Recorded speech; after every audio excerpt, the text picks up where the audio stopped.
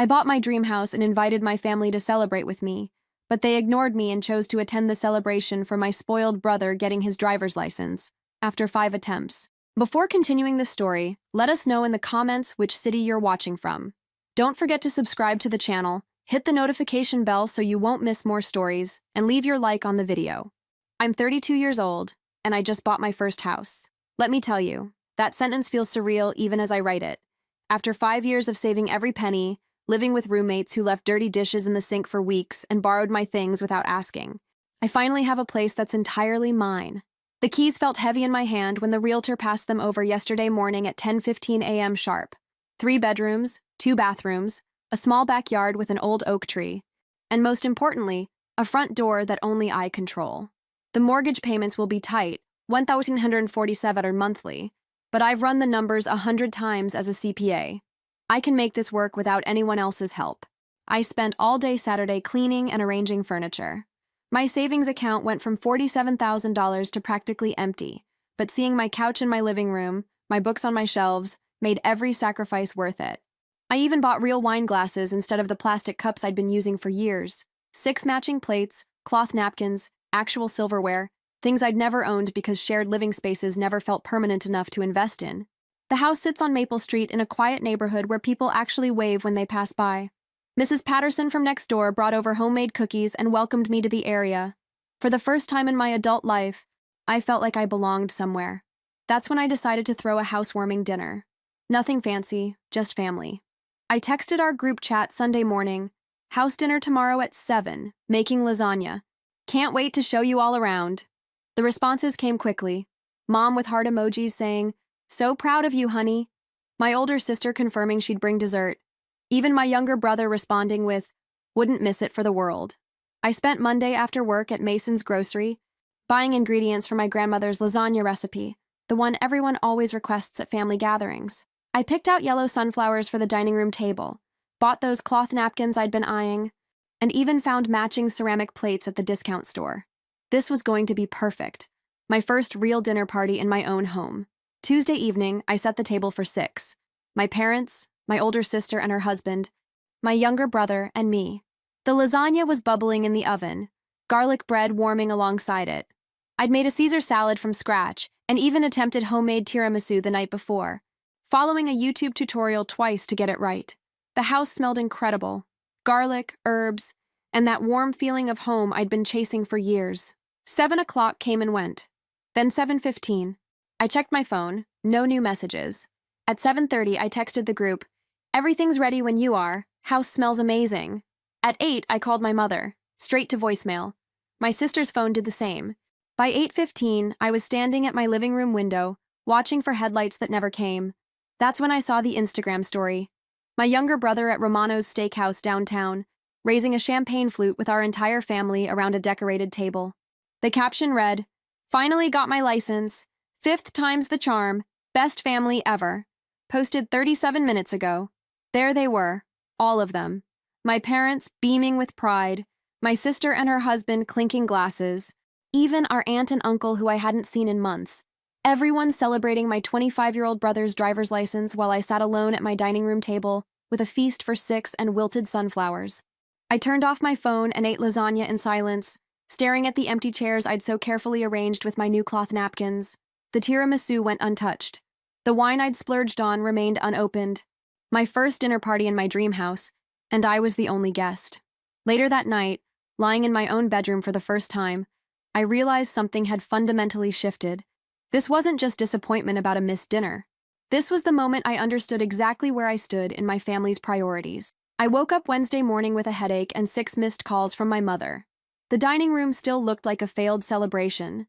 Those ceramic plates I'd never used, cloth napkins folded just so, and that centerpiece of sunflowers that now seemed ridiculous in the morning light. My phone buzzed as I was scraping untouched lasagna into containers. Mom's text was typical and direct. "We need to talk. Can you come by today after work? It's important." Not, "Sorry we missed your dinner," or "Congratulations on your beautiful new home." Just the assumption that I'd drop everything because she deemed something important. The same pattern I'd been living with for 16 years, since I got my first job at Murphy's Diner to help with household expenses. I wrapped the untouched tiramisu and put it in my new refrigerator.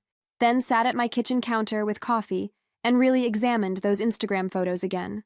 There was my brother, grinning like he'd won the lottery, surrounded by our parents, my sister and her husband, even our aunt and uncle. A whole celebration I knew nothing about, planned while my dinner invitation sat in our family group chat.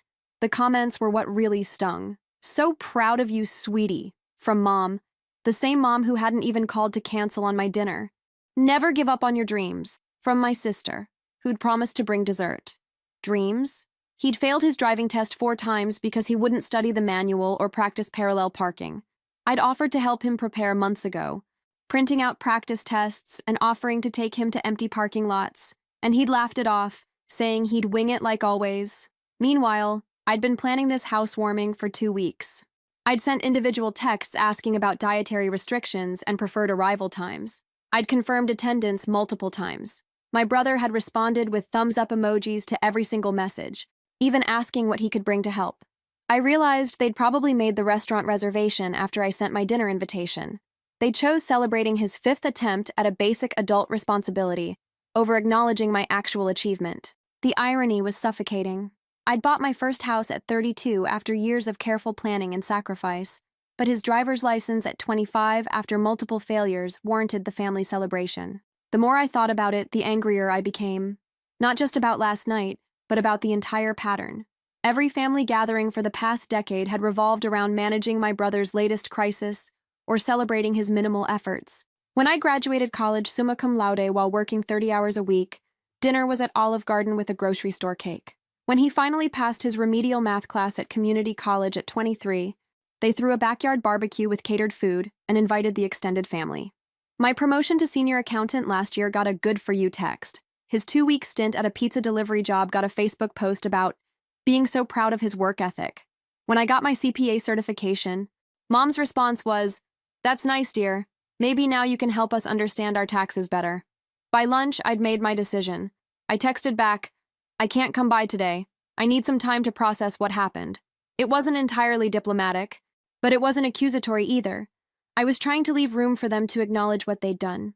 Mom's response came within minutes. "This is about family. You need to be there. We're having a family meeting about important matters." A family meeting that, apparently, I was required to attend but hadn't been included in planning. I stared at that text for a long time. The family. As if I hadn't been carrying this family financially and emotionally for half my adult life. As if showing up to my housewarming dinner wasn't also about family. As if my feelings and my milestone didn't qualify as important matters. I didn't respond. Instead, I spent my lunch break walking through my empty house, touching surfaces that belonged to me, opening cabinets I'd organized, standing in rooms where no one could just barge in demanding my attention or resources. For the first time in years, I felt like I could breathe fully. Thursday evening, I found myself staring at my high school graduation photo on the mantel, remembering exactly how this all began. I was 16 when my father injured his back on a construction site and couldn't work for 6 months. Mom worked part-time at Miller Dental Office, making $12 an hour. My sister had just started her sophomore year at State University, and my brother was 12 and too young to understand money problems. So I became the solution. 25 hours a week at Murphy's Diner, earning $7.25 an hour, plus tips that barely covered my gas money. I handed over $200 of every $280 paycheck to help with groceries and utilities. "Just until your father gets back on his feet," Mom promised. "You're so responsible and you're good with money. It's just temporary." My sister got to focus on her studies and her sorority activities. My brother got to stay a kid, playing video games and hanging out with friends after school. I got to grow up fast, learning to balance AP classes with dinner rushes, and learning that family love apparently came with financial obligations. Things never really got better. They just got reorganized around my contributions. When Dad went back to work 8 months later, he was making less money due to his injury limitations. When my sister graduated and moved in with her college boyfriend, I picked up her portion of family expenses. When my brother crashed Dad's truck at 17, texting while driving, I paid the $800 insurance deductible because you have a job and he's just learning. The family narrative became, she's so responsible, and she doesn't mind helping out, and she's always been mature for her age. But nobody ever asked if I minded. It was simply expected, the way you expect the sun to rise or the bills to arrive monthly. By 22, when I graduated college, I was contributing $400 monthly to their household budget while paying my own student loans. My brother, now 19, was living at home rent-free, working sporadically at various retail jobs that he'd quit whenever he got bored or had conflicts with managers. Every few months brought a new crisis requiring financial assistance, car repairs, legal fees from a minor traffic incident, money to help him get back on his feet after losing another job. At 25, when I finally saved enough to move out, Mom cried. Not from pride that I was achieving independence, but because who's going to help with the emergency expenses? I compromised, moving into a shared apartment but still contributing $300 monthly to their household. My brother, now 22, was collecting unemployment and had decided college wasn't his path. The pattern was so ingrained that I didn't recognize it as unusual until my college roommate pointed it out during senior year. "Wait, your family asks you for money every month?" she'd said, incredulous. "Even my divorced parents send me care packages, not the other way around. That's really weird." But I'd convinced myself this was normal. This was love. This was what families did for each other. Except the support only seemed to flow one direction, and I was always the source, never the recipient. My brother's various failures became family projects requiring everyone's emotional investment. His driving test attempts were treated like major life events. Each failure necessitated family meetings to discuss what went wrong and how we can help him succeed next time. When he finally passed on Tuesday, it apparently warranted a celebration dinner that took precedence over my housewarming. I pulled up my bank statements from the past year on my laptop. The numbers were staggering when I added them up. $1,700 to help with their heating bill during that cold snap in February. $450 for my brother's car registration and inspection. $800 when Mom needed dental work not covered by insurance. $325 for his car insurance when he couldn't make the payment. $600 for various emergencies that somehow always coincided with my brother wanting new gaming equipment or concert tickets. That didn't include the emotional labor, the midnight phone calls when he'd gotten into another fender bender, the family meetings to discuss his future plans, the constant mediating between him and our parents when he'd disappear for days without calling home. Meanwhile, my achievements were met with polite acknowledgement at best. My CPA certification earned a good for you and suggestions about how I could now help them with tax preparation. My promotion came with congratulations, followed immediately by hope that maybe now you can increase your monthly contribution. Sitting in my own kitchen, in my own house, staring at those bank statements, I realized something fundamental had shifted. For the first time in 16 years, I had a space where I set the rules, where my success wasn't immediately redistributed to solve someone else's problems, where I could say no without someone walking into my room to continue the argument. The house represented more than home ownership. It represented the possibility of building a life based on my own priorities, rather than constantly managing other people's crises. The road to buying this house was lonelier than I'd ever admitted to anyone, even myself. 5 years of 60-hour work weeks, taking on every tax preparation client during busy season, every small business bookkeeping contract I could find. While my brother spent weekends sleeping until 2 p.m. and playing video games until dawn, I was at my desk building spreadsheets and calculating exactly how much I needed to save each month to qualify for a mortgage. My first apartment after leaving the family home was a disaster that taught me hard lessons about trusting people. 2 roommates who treated our shared kitchen like their personal dumping ground and borrowed my food without asking. When I labeled my items in the refrigerator, they called me uptight and controlling. When I bought a mini fridge for my bedroom to protect my groceries, they held an intervention about my trust issues and antisocial behavior. The second apartment was worse. My roommate threw parties every weekend, leaving me to clean up beer bottles and pizza boxes before I could use my own living room. She'd invite friends to crash on our couch for weeks at a time, never asking permission, never contributing to utilities that jumped from $80 to $200 monthly. When I finally confronted her about boundaries and basic respect, she moved out without notice, leaving me to cover $1,400 in rent for 3 months until I found someone else. Through it all, I was still sending money home every month like clockwork. Mom would call with updates about my brother's latest venture, the time he wanted to become a day trader after watching YouTube videos, the period when he was convinced he'd make it as a fitness influencer, despite never working out, the months he spent learning guitar before deciding music wasn't fulfilling enough. Each new dream required family investment. Not just emotional support, but actual money for equipment, courses, startup costs. And somehow, I was always the designated investor, the one with steady income and good credit, who could afford to take risks on family. I was 28 when I opened a separate savings account at a different bank, one I didn't tell anyone about. Every time I got a bonus, picked up freelance work, or had a month with lower expenses, I'd deposit the extra money there. It felt like rebellion, keeping my own earnings secret from people who'd always known exactly how much I made and felt entitled to input on how I spent it. The house hunting process was entirely solitary by choice.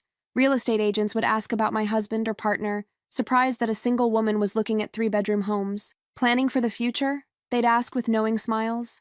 I never explained that I wanted space because I'd never had it. Rooms where I could close the door and nobody would barge in asking for favors or money or emotional support for their latest crisis. I fell in love with this house the moment I walked through the front door. The previous owners, an elderly couple moving to Florida, had painted the walls in warm, welcoming colors. The kitchen had enough counter space for me to bake without fighting for room with someone else's mess. The master bedroom had built-in shelves where I could display my books I'd been keeping in boxes for years because shared spaces never felt permanent enough for proper unpacking. The backyard sold me completely. That oak tree was at least 50 years old, with branches strong enough to support a swing someday if I ever had kids. But more immediately, it offered privacy. No neighbor could see into my windows. No one could monitor my comings and goings.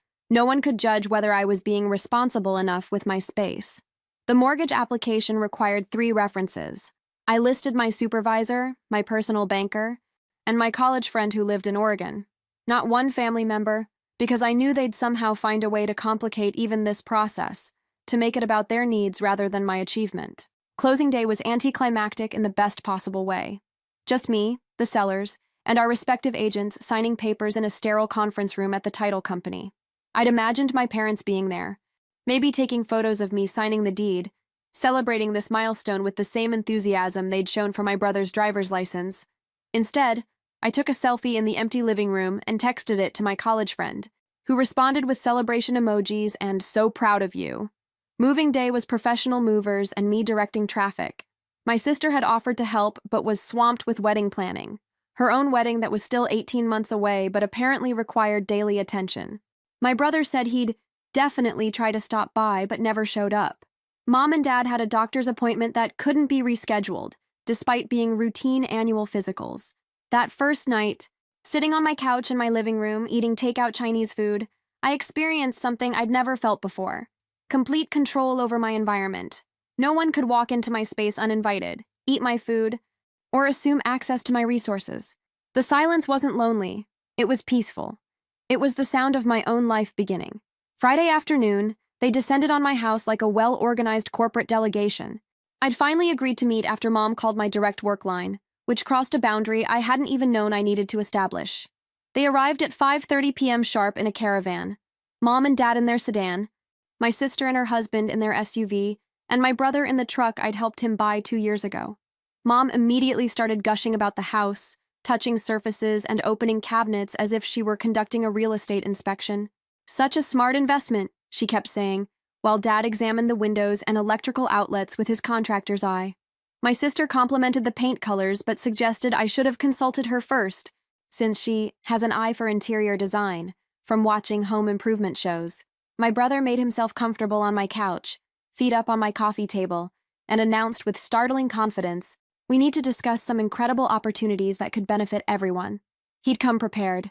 The manila folder he carried contained printouts, market research, financial projections, even a rough business plan typed up and bound with a clear cover. My brother, who'd never held a job longer than 8 months, who'd failed basic math twice in community college, had apparently spent considerable time preparing a presentation about his new venture, a food truck specializing in fusion comfort food. "The street food market is exploding," he explained, spreading papers across my coffee table like a seasoned entrepreneur. "Food trucks have lower overhead than traditional restaurants, and there's huge demand in the downtown area. I've researched permits, licensing requirements, even identified the perfect vehicle." The startup costs were outlined in neat columns: $45,000 for a used food truck he'd found online, $8,000 for commercial kitchen rental and equipment, $4,000 for permits and inspections, $3,000 for initial inventory and supplies. Total investment needed, $60,000. "We've run all the numbers," my sister chimed in, as if she'd been involved in this planning. "The return on investment could be substantial. Food trucks are really hot right now, especially with the lunch crowd downtown." Dad cleared his throat and delivered what was obviously a rehearsed speech about family supporting family, about how my brother had finally found his calling after exploring different options, about how this was different from his previous ideas because he'd done the research and developed a real business plan. Then came the practical requests, delivered with the confidence of people who'd never doubted I'd say yes. First, could I refinance my house to access the equity for the loan? I'd only lived here 2 weeks, but with my excellent credit and steady employment, the bank would approve a cash-out refinance easily. The interest rates were better than traditional business loans, and it would be a win-win situation. But that wasn't all. Mom had been researching tax advantages for small businesses, and if I registered my brother's food truck company at my address, they could claim home office deductions. It would help both of us, she explained, since I'd get tax benefits too and could help him manage the bookkeeping. Finally, there was what they called the security issue. Since I was a single woman living alone in a house this size, wouldn't it make practical sense to add Mom as a co-owner on the deed? Just for safety purposes, in case something happened to me. The house wouldn't get tied up in probate, and I'd have someone looking out for my interests. It's really just smart financial planning, Dad added. You're being responsible by thinking ahead. I listened to this entire presentation in growing disbelief and admiration for their thoroughness. They'd spent more time planning how to use my house, my credit, and my resources than they'd ever spent planning anything for my benefit. The business plan was detailed and professional looking, but nowhere did it mention my brother's complete lack of experience in food service, customer relations, or business management. His employment history was a series of retail jobs he'd quit due to personality conflicts with management, or because he wasn't being appreciated. His last position at a sporting goods store had ended when he was fired for chronic lateness and spending too much time on his phone during shifts. The best part is, you wouldn't just be helping family, my brother continued enthusiastically. You'd be investing in a proven business model with huge growth potential. I've already designed the menu, planned the marketing strategy, even researched the best locations for parking permits. He showed me hand-drawn logos and a menu featuring items like Korean BBQ mac and cheese and buffalo chicken grilled cheese, fusion comfort food that sounded impressive but required cooking skills I'd never seen him demonstrate. So what do you think? He asked, leaning forward expectantly while everyone waited for my response. When can we get started with the paperwork? I'd like to have the truck operational by next month. The room fell silent as they waited. I could feel the weight of 16 years of family expectations pressing down on me. All those times I'd said yes when they needed money, help, or someone to clean up their messes. This was the moment where I was supposed to nod, smile, and ask how quickly I could get to the bank. Instead, I said the word that would change everything. No. The word hung in the air like a smoke alarm at 3 a.m., impossible to ignore and demanding immediate attention. My brother laughed nervously, as if I'd made a joke he didn't understand. Come on, don't you want to hear the revenue projections? We can go through them line by line. The profit margins are incredible. I said no, I repeated, my voice steadier than I felt. To all of it. The refinancing, the business address, adding names to my deed. No to the entire proposal. That's when their real personalities emerged. The polite business presentation facade crumbled, revealing the family dynamics I'd been navigating my entire adult life. My brother's face went through a rapid transformation, confident to confused to indignant. What do you mean, no? We're family. This is what families do for each other. I'm not asking for charity here. I'm offering you an investment opportunity. Mom's eyes filled with tears, the same tears that had guilted me into compliance for years. Honey, I don't think you understand how much this means to him. He's finally found his passion, something he's truly excited about. You can't just crush his dreams because you're afraid of taking a small risk. A small risk? I asked. You want me to put my house up as collateral for a food truck operated by someone who's never worked in food service and has never run a business. That's not a small risk. Dad leaned forward, using the stern voice that had made me feel guilty as a teenager. You're not thinking clearly. You've gotten caught up in having your own place and lost sight of what's truly important. We raised you better than this selfishness. My sister tried a different approach. The reasonable mediator she'd always played. Look, I know you've worked hard for this house, but you can't just cut yourself off from family now that you have some success. What if you needed help someday? You'd want us there for you, right? The manipulation was so familiar it almost worked. The guilt, the accusations of selfishness, the suggestion that my boundaries were somehow betraying family values. But sitting in my own living room, surrounded by furniture I'd bought with my own money, I found strength I didn't know existed. I've needed help for 16 years, I said, my voice growing stronger. I needed help when I was working 25 hours a week in high school while maintaining a 4.0 GPA. I needed help when I was paying my own college tuition while contributing $400 monthly to household expenses.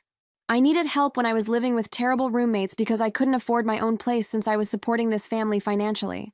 Where were all of you then?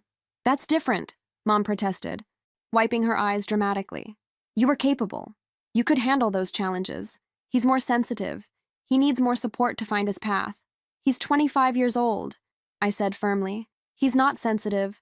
He's enabled, and I'm done enabling him. The room erupted. My brother jumped up from the couch, pacing angrily. This is unbelievable. You get a little success and suddenly you think you're better than your own family? I'm trying to build something here, create a real business, and you just want to tear me down. I'm not tearing you down. I'm protecting myself. If you want to start a food truck business, get a business loan from a bank. Put together a real business plan with actual experience and collateral. Don't ask me to risk my home for your untested idea. Dad stood up, his face red with anger. Fine. Let's say you don't want to help with the business loan. What about adding your mother to the house deed? That's just common sense estate planning. You're being paranoid and short-sighted. This house is mine, I said, standing my ground literally and figuratively. I saved for it alone. I qualified for the mortgage alone, and I will own it alone. No one else's name goes on the deed, ever. But what if something happens to you? Mom asked, the tears flowing freely now. What if you have an accident or get sick? We'd have no way to help you. No legal standing to make decisions. Then I'll have a will, which will be written by my attorney, not by family members with financial interests in my property. The accusations flew fast and furious after that. I was ungrateful, selfish, delusional about my own success. I'd forgotten where I came from and who had supported me. I was letting money change me into someone they didn't recognize. But through it all, I remained calmer than I'd ever been during a family confrontation. Maybe because for the first time, I wasn't fighting to defend my right to have boundaries. I was simply stating that they existed. I need all of you to leave now, I said, when the shouting finally died down. The silence was deafening. Mom whispered, Leave? You're kicking your own family out? Yes, this is my home, and you're no longer welcome here today. When you're ready to have a respectful conversation that doesn't involve asking me to risk my financial security for an untested business venture, you can call me. But until then, please go. They left in a shocked, muttering procession, gathering their papers and their wounded pride. I watched from my living room window as they stood in my driveway for 15 minutes, probably strategizing their next approach. But I'd drawn a line in the sand, and for the first time in my adult life, I wasn't going to cross back over it to make other people comfortable. The guilt campaign began within hours of them leaving my house, orchestrated with military precision. First came the text messages to our family group chat, which I'd forgotten to leave after setting my boundaries. Mom posted a photo of my brother looking dejected with the caption, "Some people give up on dreams, while others give up on family." My sister shared a link to an article titled, "The Psychology of Success: Why Some People Become Selfish After Achieving Goals." By Saturday morning, my phone was buzzing constantly with calls from extended family members I hadn't heard from in months. My father's sister Patricia called at 7 a.m. to tell me she was deeply disappointed in my attitude toward family. She'd apparently been briefed on the situation and had strong opinions about my selfishness and ingratitude. Uncle Jim, Mom's brother, sent a long text message about how family loyalty was more important than money, and how I was breaking your mother's heart by refusing to help my brother achieve his dreams. Even my cousin from Phoenix, who I'd seen maybe 5 times in my adult life, weighed in via Facebook Messenger, saying she'd heard I was going through a difficult phase and maybe needed to reconsider my priorities. I realized they'd spent the weekend calling everyone in our extended family, crafting a narrative that painted me as the villain. According to their version, I was a successful but cold-hearted daughter who'd forgotten her humble beginnings and abandoned her struggling family in their time of need. The social media posts were passive-aggressive masterpieces designed to make me look heartless without mentioning my name directly. My brother shared a motivational quote, "The people who believe in your dreams are the ones worth keeping in your life." Mom posted throwback photos of family dinners from years ago, with captions like, "Missing the days when we all supported each other unconditionally." My sister was more subtle but equally manipulative, sharing an article about successful women who lose touch with their values and posting photos from charity events with captions about the importance of giving back to those who need help. Monday brought escalation. My brother showed up at my office building during lunch break, carrying that same manila folder and looking pathetic in wrinkled clothes and an unwashed face. He'd clearly crafted his appearance to maximize sympathy. My colleagues watched curiously as he cornered me in the lobby, pleading loudly about missed opportunities and family obligations. "Please, just look at the numbers one more time," he begged, loud enough for everyone to hear. "I know you're smart with money. You'll see this makes financial sense. I'm your brother. Don't you want to see me succeed?" When I firmly told him to leave, he got louder and more dramatic. "I can't believe my own sister won't even listen to my business proposal. What happened to you? Success really does change people." My supervisor had to intervene when he refused to leave the building. The security guard escorted him out while he shouted about family loyalty and how I was destroying his dreams. My coworkers spent the rest of the day looking at me with mixture of curiosity and sympathy. That evening, I found Mom sitting in her car in my driveway when I came home from work. She'd been there for who knows how long, waiting in the August heat like some kind of guilt-inducing martyr. She followed me to my front door with tears and accusations already flowing. "I don't recognize the person you've become," she said, her voice breaking with practiced emotion. "The daughter I raised would never abandon her family like this. Maybe those roommates you lived with changed you, made you cold and selfish. Or maybe success has just gone to your head." When I wouldn't invite her inside to continue the conversation, she played her nuclear option. "Fine. If you want to pretend we don't exist, we'll respect that decision. But don't come crying to us when you realize that money and houses can't replace the people who truly love you. We won't be waiting forever." The silent treatment lasted exactly 72 hours, long enough for them to realize I wasn't going to cave under pressure, but not long enough for them to lose momentum in their campaign. Then came phase 2, enlisting outside reinforcements. Wednesday evening brought a call from Mrs. Henderson, an elderly woman from our church, who'd known me since I was 12. "Your mother is so worried about you, dear," she said in her grandmother voice. "She says you're isolating yourself and making some very poor financial decisions. Maybe you should reconsider helping your brother. He's such a sweet young man with big dreams." I explained politely that there had been some family disagreements about boundaries, but Mrs. Henderson had clearly gotten a very different version of events. In her understanding, I was a successful but troubled young woman who needed guidance about family loyalty and Christian values. Thursday brought a call from my old high school guidance counselor, now retired, who somehow had gotten my current phone number. She left a long voicemail about family healing and the importance of supporting those we love during challenging times. Apparently, my mother had reached out to her as a neutral party, who might be able to talk sense into me. By Friday, even my mail carrier was looking at me strangely. I suspected they'd been sharing their version of events throughout the neighborhood, painting themselves as concerned parents dealing with a difficult daughter who'd been corrupted by success. The weekend brought their most manipulative move yet. My brother posted a GoFundMe page for his food truck venture, complete with a heartbreaking backstory about family struggles and dreams deferred. The description painted me as a wealthy, heartless sister who refuses to help despite having the means and resources to change a family member's life. The post included photos of our family from happier times, making it look like I'd abandoned people who'd always supported me. Within hours, family friends and church members were sharing the link with comments like, "So sad when family turns their back," and "praying for healing in this family situation." I watched my reputation in our small community get systematically destroyed, one social media post at a time. But I also realized something important. Their reaction proved I'd made the right decision. People who truly cared about my well-being wouldn't launch a public campaign to pressure me into risking my financial security for their convenience. By the second week of their campaign, I realized the social media pressure was just the opening act. I needed to protect myself more seriously because people who would launch a public guilt campaign wouldn't hesitate to escalate to more direct methods. I started with the obvious security measures: new locks on all exterior doors, deadbolts that couldn't be picked with a credit card or bypassed with the tricks Dad had taught us as kids. I'd grown up in a house where privacy was non-existent, where family members walked into each other's rooms without knocking, where "what's mine is yours" was the enforced family motto. That dynamic wasn't following me into my own home. Next, I called my bank and credit union to update my emergency contacts and add password protection to all my accounts. The customer service representative seemed confused when I requested removing my mother from my emergency contact list. "Is everything all right at home, ma'am? Usually people add family members, not remove them. How do you explain that home has become the primary threat to your financial security?" That the people who raised you are now the ones you need protection from? I settled for explaining there had been some family disagreements about money and left it at that. The credit freeze was more complicated but absolutely necessary. I'd helped my brother fill out job applications for years, which meant he had access to my social security number, birth date, and mother's maiden name. All the standard security questions banks use.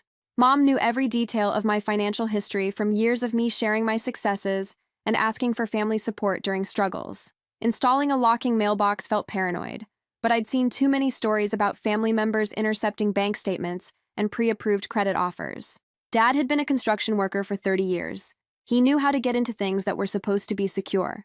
I wasn't taking chances with financial documents showing up where they could access them. The home security system was the biggest expense. $89 monthly for cameras at front and back doors, motion sensors, and 24/7 monitoring. The installation technician asked if I'd had a break-in recently. Just being proactive, I told him, which was partially true. I was being proactive against a break-in that hadn't happened yet but felt increasingly inevitable. I also started documenting everything systematically. Screenshots of every social media post, printouts of text messages, detailed logs of phone calls with dates and times. My college friend who worked in legal aid had suggested keeping records just in case things escalate further, and her advice was proving prescient. Things escalated the following Thursday evening. I came home from work to find my mother's car in my driveway and lights on inside my house. My heart stopped. I was absolutely certain I'd locked up that morning and armed the security system. I'd developed an obsessive routine around it. I called the police from my car, my hands shaking as I explained the situation. 2 officers arrived within 8 minutes, and we discovered that Mom had somehow gotten inside through a basement window that the previous owners had never properly secured. The security system hadn't detected it because it was an older window without a sensor. She was sitting calmly at my kitchen table, going through my mail like she had every right to be there. She says she was worried about you and needed to check if you were taking care of yourself properly, one officer explained after talking to her. She mentioned you've been acting strangely since buying the house, and she wanted to make sure you weren't having some kind of mental health crisis. Mom played the concerned parent role perfectly, complete with tears and worried expressions about how I'd been cutting myself off from family and making irrational financial decisions. She even suggested I might be having a breakdown and needed professional help. The officers were sympathetic but firm. She had to leave immediately and couldn't return without my explicit permission. They issued a formal trespassing warning and explained that future violations could result in arrest. After they drove away with my mother following behind in her car, I spent 3 hours securing that basement window and adding motion sensors to every possible entry point. The violation of my space felt like a physical assault. This was supposed to be my sanctuary, the place where I could finally feel safe and in control. That night, I couldn't sleep. I kept checking the security camera feeds on my phone, jumping at every car that drove past the house. Every shadow seemed threatening, every sound potentially dangerous. The next morning brought another violation that made my stomach drop. I discovered they'd been using my address to apply for store credit cards in my brother's name, listing me as a reference and claiming he lived at my house. The credit freeze caught most of the applications, but it was clear they weren't giving up on finding ways to involve me in their financial schemes. I spent my lunch break at a legal aid office, consulting with an attorney about restraining orders and my options for protecting myself from family members who seemed determined to treat my boundaries as suggestions rather than requirements. The attorney I met with, Rebecca Martinez, was a sharp woman in her 40s who specialized in family financial abuse and elder exploitation. She didn't seem surprised by my story, which was both validating and disturbing. "Unfortunately, this pattern is more common than people realize," she said, reviewing my carefully organized documentation. "Family members often feel entitled to each other's resources, especially when there's a long history of financial dependence and one person consistently functioning as the family's financial safety net." She helped me understand that what was happening had legal names: financial abuse, harassment, and potentially identity theft. They're using emotional manipulation, family obligations, and social pressure to try to control your financial resources, she explained. "The fact that they broke into your home shows they're escalating beyond normal family dysfunction into potentially criminal behavior." Armed with this professional validation, I returned home more determined than ever to maintain my boundaries. But my family wasn't finished testing how far they could push before facing real consequences. The following week, I discovered they'd attempted to take out a small business loan using my old apartment address and outdated financial information they still had on file. My brother had listed me as a co-signer and business partner for the food truck venture without my knowledge or consent. The bank called my work number to verify employment details, which is how I found out about the fraud attempt. Mr. Thompson listed you as his business partner and co-signer for a $60,000 commercial vehicle loan, the loan officer explained. We need to verify your income and willingness to guarantee the loan. When I explained that I'd never agreed to co-sign anything and had no business relationship with my brother, the loan officer became very interested. Sir, this appears to be fraudulent use of your information. We'll need to flag this application, and you should probably file a police report. The loan was immediately denied due to my credit freeze and lack of proper documentation, but the attempt itself was criminal. They'd forged my signature on preliminary paperwork and used my social security number without authorization. Their next strategy was even more manipulative. My sister called my supervisor at work, claiming there was a family emergency and I might need extended time off to get the help I needed. She painted a picture of someone having a mental breakdown, isolating from family, making irrational financial decisions, possibly experiencing depression or anxiety. Your sister seemed very concerned about your well-being, my supervisor told me during our weekly meeting. She mentioned you might be going through some kind of crisis and could benefit from our employee assistance program. Is everything okay at home? I had to explain that my family was upset about my refusal to co-sign a business loan and were now trying to sabotage my professional reputation. It was embarrassing and infuriating, but my supervisor was more supportive than I'd expected. I've seen this before, she said. Family members who can't accept boundaries sometimes try to prove the person is mentally unstable as a way to regain control. Your work performance has been exemplary, and frankly, buying your first house shows excellent financial planning, not instability. But they weren't done with workplace harassment. Dad showed up at my office building one afternoon, waiting by the elevator banks when I left for the day. He looked older than I remembered, more tired, and for a moment, the familiar guilt began creeping back in.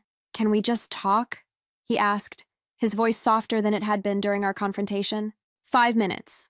I'll buy you coffee and we can discuss this like adults. Against my better judgment, I agreed. We sat in the cafe across from my office building while he delivered what was clearly another prepared speech. This one focused on family loyalty and forgiveness. Your brother isn't asking for charity, he insisted, stirring sugar into his coffee with shaking hands. He's asking for an investment in his future from someone who's always been successful with money. You'd be getting paid back with interest, and you'd be helping family at the same time. Dad, he's never held a job for more than 8 months. He's never managed a budget or run any kind of business. He failed his driving test 4 times. What evidence do you have that he can successfully operate a food truck? Everyone deserves a chance to follow their dreams. You got your chances. College. Good jobs. Now this house. Why shouldn't he get his chance too? Because my chances came from my own work and planning. I'm not obligated to fund other people's dreams with my financial security. The conversation went in familiar circles for 25 minutes before I finally stood up to leave. Dad grabbed my arm as I turned away, his grip firmer than necessary. Your mother is making herself physically sick over this situation, he said, his voice taking on a threatening edge. She barely eats, barely sleeps, cries every day about losing her daughter. If something happens to her health because of the stress you're causing, that'll be on your conscience forever. That night, I found a note tucked under my windshield wiper when I left the gym. Your neighbors are starting to talk about what kind of person you really are. Maybe you should care more about your reputation in this community. No signature, but I recognized my brother's handwriting from years of helping him with homework and job applications. I looked around the parking lot and noticed Mrs. Kim from 3 houses down watching from her car. She'd been friendly when I moved in, bringing over homemade cookies and welcoming me to the neighborhood. Now she just stared with obvious disapproval and drove away when she saw me looking back. They were systematically poisoning every relationship in my life, every space where I felt comfortable. Work, neighborhood, church, gym. Nowhere was safe from their campaign to isolate me and force me back into compliance with their demands. When the direct harassment and workplace interference failed to break my resolve, they switched to a strategy that was somehow more disturbing. Complete silence. For 10 days, my phone didn't ring with guilt-inducing calls. No text messages appeared in our family group chat. No extended relatives contacted me with concerned lectures about family loyalty. The silence worried me more than the confrontations had. At least when they were actively pressuring me, I knew what they were thinking and planning. This radio silence felt ominous, like the calm before a much more serious storm. I found out what they'd been planning when my colleague Jenny mentioned seeing my family at Romano's Steakhouse the previous weekend. They looked like they were having some kind of serious meeting, she said during our coffee break. Your brother was showing everyone papers and your mom looked really upset. Is everything okay? They'd held a family strategy session without me, a meeting to decide how to deal with my situation, as if I were a problem to be solved rather than an adult making reasonable financial decisions. The fact that they didn't even pretend to include me in discussions about my own life showed how little they respected my autonomy. The silence ended abruptly the following Friday, when their final, desperate attempts began in earnest. First came the emotional manipulation through religious authority.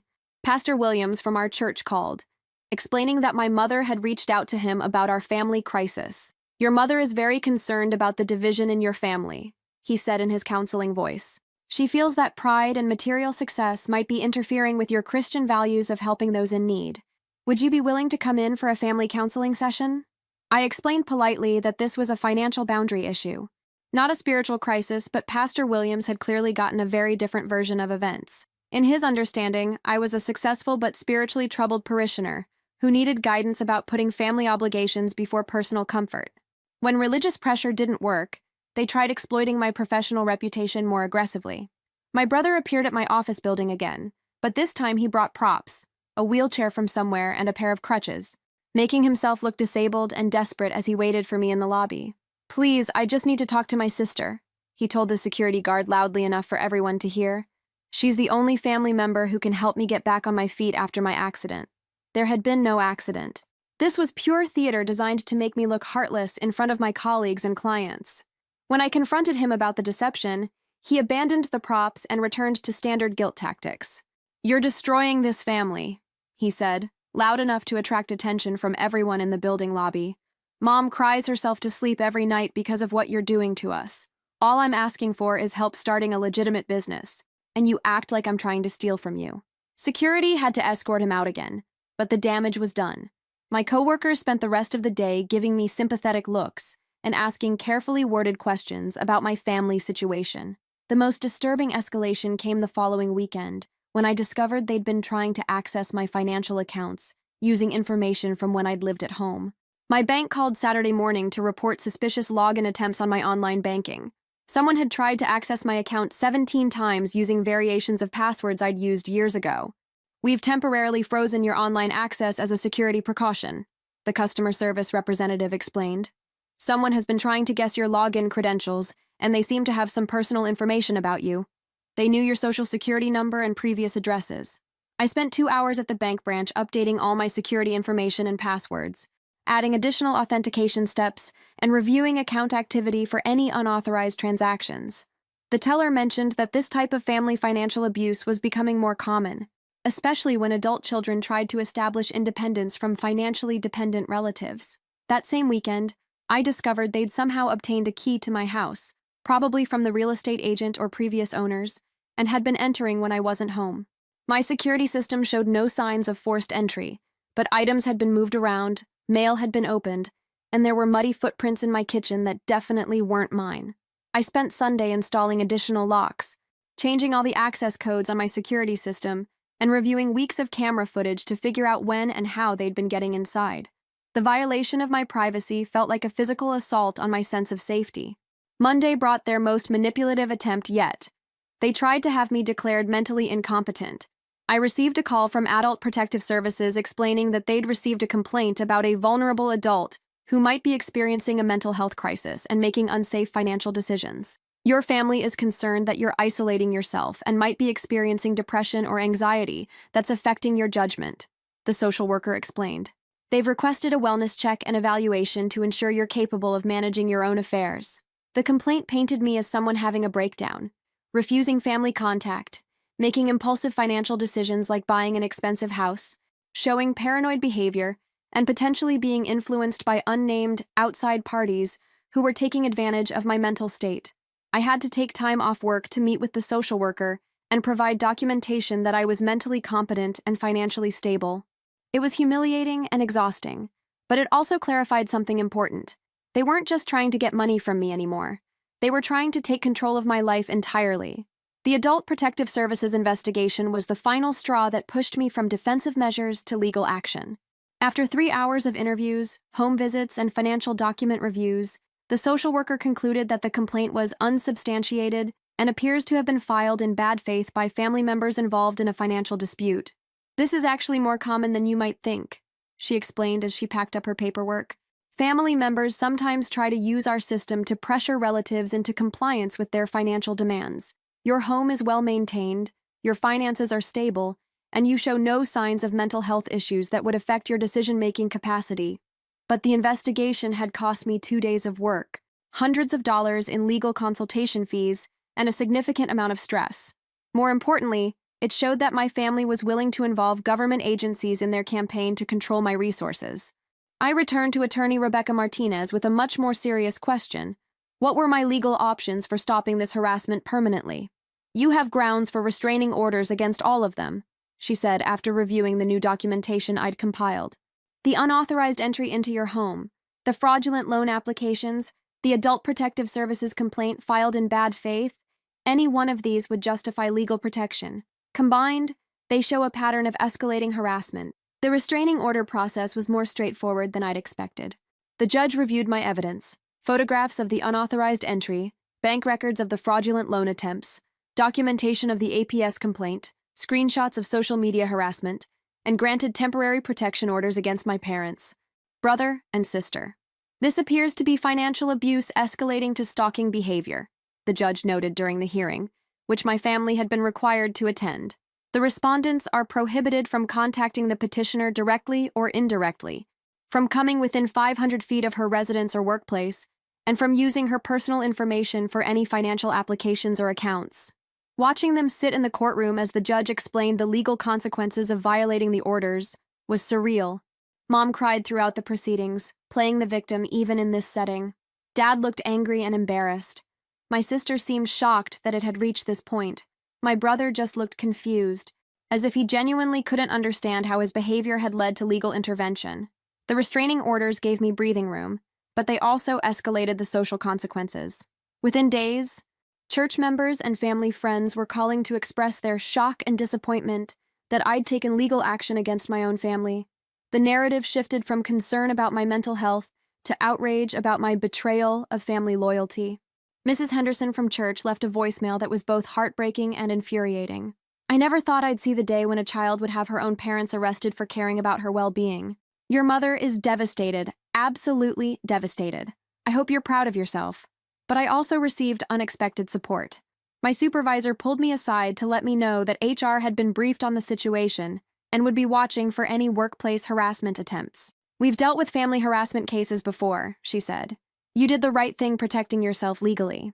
My neighbor from 2 houses down, an older man I'd only spoken to briefly, knocked on my door one evening with surprising news. I wanted you to know that your family has been coming around the neighborhood asking questions about you, he said. They've been suggesting you might be mentally unstable or involved with dangerous people. Most of us aren't buying it, but I thought you should know what they're saying. The restraining orders weren't perfect. They couldn't stop indirect harassment through mutual acquaintances, social media posts that didn't mention me by name, or the general community campaign to damage my reputation, but they did stop the direct confrontations, unauthorized entries, and fraudulent financial activities. 3 weeks after the legal proceedings, I received a certified letter from my brother's attorney. Apparently, he'd hired legal representation with money I could only assume came from his successful GoFundMe campaign. The letter was a formal demand for me to cease and desist from interfering with his legitimate business activities, and threatened to sue me for defamation and intentional interference with business relationships. I forwarded the letter to Rebecca Martinez, who laughed when she read it. This is an intimidation tactic, she explained. He has no legal grounds to sue you for protecting yourself from his fraudulent loan applications. If anything, this letter could be considered harassment in violation of his restraining order. The final piece of their legal strategy appeared a month later. They petitioned the court to have the restraining orders modified or dismissed, claiming I had filed them maliciously to punish my family for trying to help during a mental health crisis. Their petition included character references from church members, neighbors who'd been influenced by their version of events, and even a letter from my old high school guidance counselor attesting to their genuine concern for my well-being. But they made a critical error in their legal filing. My brother's attorney included details about the food truck business plan and timeline, inadvertently confirming that they'd been pressuring me to fund his venture. The petition also mentioned their legitimate concerns about my isolation and financial decision-making, which actually supported my claims about their attempts to control my resources. The judge denied their petition after a brief hearing, noting that the evidence still supported the need for legal protection. The respondents' continued focus on the petitioner's financial resources and their characterization of reasonable boundaries as mental health issues actually reinforces the court's concerns about their motivations. Leaving the courthouse that day, I realized something had fundamentally shifted. I was no longer the family member who absorbed everyone else's problems and crises. I was legally protected from their harassment, financially secure in my own home, and finally free to build relationships based on mutual respect rather than obligation and guilt. 6 months after the restraining orders were finalized, I organized a second housewarming dinner. This time, I invited people who had shown genuine support during the most difficult period of my life: my supervisor and 2 colleagues from work, my neighbor who had warned me about my family's community campaign, Rebecca Martinez and her wife, and my college friend who flew in from Oregon specifically for the celebration. The table was set for 8 people, and every seat was filled by someone who respected my boundaries and celebrated my independence. We ate the same lasagna recipe I'd prepared for my family that first night, but this time the conversation was filled with laughter, genuine interest in each other's lives, and appreciation for being together. To new beginnings, Rebecca said, raising her wine glass, and to the courage it takes to choose yourself when everyone else expects you to choose them. The past 6 months had been transformative in ways I hadn't expected. Without the constant drain of family financial emergencies and emotional crises, I'd been able to focus on building the life I actually wanted. I joined a book club at the local library, started taking Saturday morning yoga classes, and even signed up for a cooking class where I met other people who enjoyed trying new recipes. The restraining orders had held. There had been a few minor violations: my mother driving slowly past my house, my brother creating fake social media accounts to try to monitor my activities. But overall, they'd respected the legal boundaries even if they didn't understand or accept my personal ones. My professional life had flourished without the constant interruptions and workplace harassment. I'd been promoted to senior manager and was now earning $78,000 annually, more than enough to comfortably afford my mortgage and start building real savings for the first time in my adult life. The house had become everything I'd dreamed it could be. I'd painted the guest bedroom a cheerful yellow and turned it into a home office. The backyard garden was thriving: tomatoes, herbs, and flowers that I'd planted and tended myself. I'd even installed a porch swing under the oak tree where I spent weekend mornings with coffee and books. But the most significant change was internal. I'd learned to recognize manipulation tactics that had been so normalized in my family that I'd never questioned them. The guilt trips about abandoning family, the suggestions that my success was somehow selfish, the expectation that I should risk my security for other people's convenience. I could see all of it clearly now. My extended family's reaction had been mixed. Some relatives continued to view me as the villain who'd destroyed the family by refusing to enable my brother's dreams. But others had started reaching out privately, sharing their own stories of feeling pressured to solve other people's financial problems or sacrifice their goals for family harmony. My cousin from Arizona called one evening to tell me about her own struggles with family boundary issues. "Your situation made me realize that I've been funding my brother's lifestyle for years," she said. "He's 34 and I'm still paying his car insurance because family helps family. Maybe it's time I learned to say no too." The community reputation damage had mostly faded as people moved on to newer gossip and drama. Mrs. Kim from down the street had apologized for believing my family's version of events without hearing my side. Several church members had quietly expressed support, admitting they'd had their own experiences with financially manipulative family members.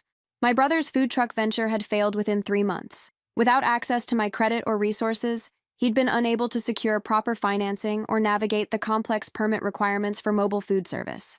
The GoFundMe money had been spent on a used truck that needed extensive repairs he couldn't afford, and he'd eventually sold it at a loss. According to mutual acquaintances, he was now working part-time at a grocery store and still living with our parents. Mom had apparently developed stress-related health issues from our estrangement, though these seemed to manifest primarily when she wanted sympathy from church friends or extended family members. Dad had gone back to part-time construction work to help with household expenses, and my sister was dealing with her own financial pressures as her wedding costs escalated beyond their budget. Without my monthly contributions, they'd had to downsize their lifestyle and make the kinds of difficult financial decisions I'd been making alone for years. I felt sad about the family relationships I'd lost, but I didn't regret protecting myself. The sadness was for what could have been if they'd been capable of respecting my boundaries and celebrating my success without immediately trying to exploit it. As I cleaned up after the housewarming dinner, listening to my guests' laughter carrying from the living room, I realized I'd built something better than I'd originally planned. Not just a house that was legally mine, but a life surrounded by people who valued me for who I was, rather than what I could provide. The oak tree in my backyard was already showing signs of spring growth, tiny buds promising new leaves and shade for the summer ahead. Like me, it was rooted in good soil, growing stronger each season, reaching toward the light without apology. Later, as I settled into bed in my own room in my own house, I felt something I'd never experienced before: complete peace with my choices. I'd learned that sometimes loving yourself means disappointing people who've grown comfortable with your sacrifice. Sometimes protecting your dreams means saying no to people who've never respected your boundaries. My family had taught me many things over the years, but the most valuable lesson came from their reaction to my independence. Not everyone who claims to love you actually wants what's best for you. Some people love what you can do for them, not who you are when you're strong enough to choose yourself. I was finally home, in every sense of the word, and no one could take that away from me.